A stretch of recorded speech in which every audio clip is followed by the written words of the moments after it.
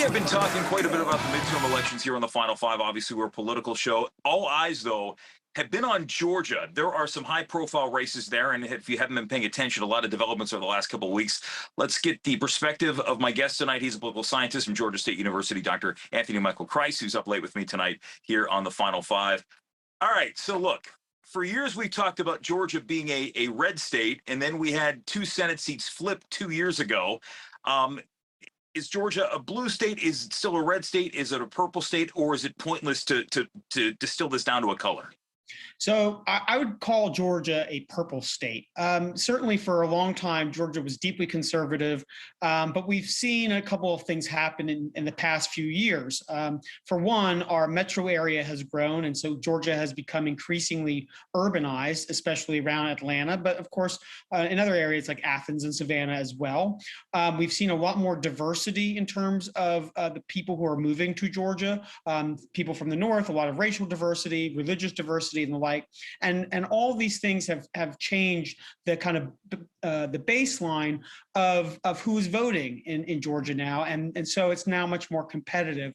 And then on top of that, you have increased organization by liberals, namely by Stacey Abrams, although it began even in 2014 with Michelle Nunn's campaign for the United States Senate, and that has only improved over time with emphasis on voter registration and energizing the liberal base. And so there's this kind of perfect storm where now liberals are on the ascendancy. I wouldn't say it's a blue state. I think it's still baseline a little conservative, but I'm comfortable with calling it a purple state.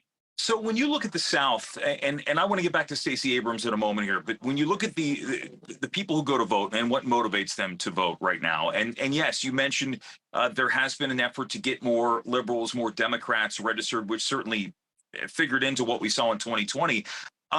But you know, when you go outside of Metro Atlanta, when you go to other parts, when you go to the rural parts, the parts that elect the likes of Marjorie Taylor Greene, you know, what are the motivating factors? Is it the idea of under the G.W. Bush years when it was about evangelicals? Is it about supporting Donald Trump? I mean, what motivates the voters outside of the metro areas?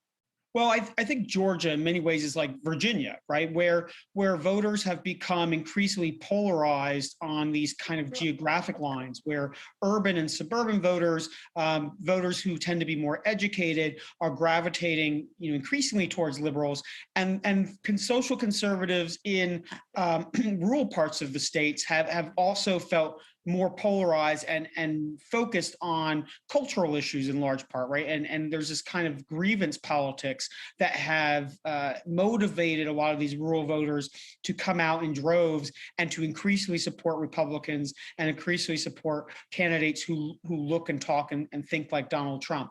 And so that kind of development, which we saw in 2016, accelerated in 2018 and 2020. And I think that trend is continuing into 2022 now, where it's a lot of cultural grievances more than anything else.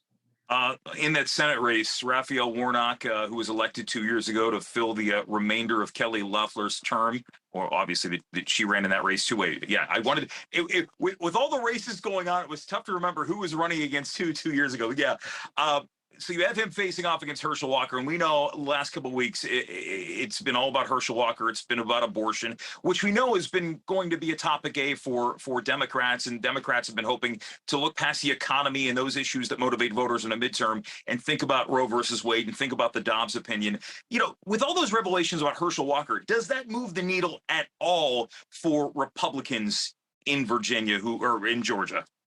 Probably only on the margins. I mean, there may be a handful of folks who, upon learning these things about Herschel Walker's past, might not vote for him or may just sit out the Senate race at all and just not vote.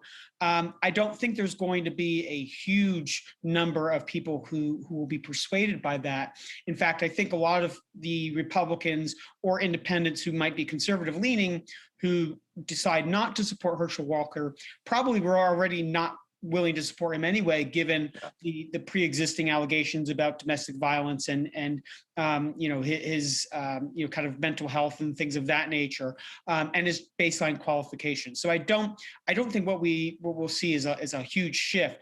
But what I do think what we will see is kind of an intensification where those folks who wanted to support Herschel Walker are going to support him with a greater intensity, feeling as if he's under attack by liberals, and those who are already supporting Raphael Warnock are going to double down and say this man is so deeply unqualified and not ready for the Senate, and also morally questionable. And so it's just going to enhance the polarization. In our last 30 seconds here, we have Stacey Abrams running in this rematch against Brian Kemp once again, and a lot of the polls indicate that you may have Raphael Warnock leading the polls, but you also have Brian Kemp leading in a lot of the polls. What do you think is the phenomenon behind these people who would split their vote for Warnock, a Democrat, and Kemp, a Republican? Well, I think it's really hard to beat an incumbent, especially if folks are generally happy.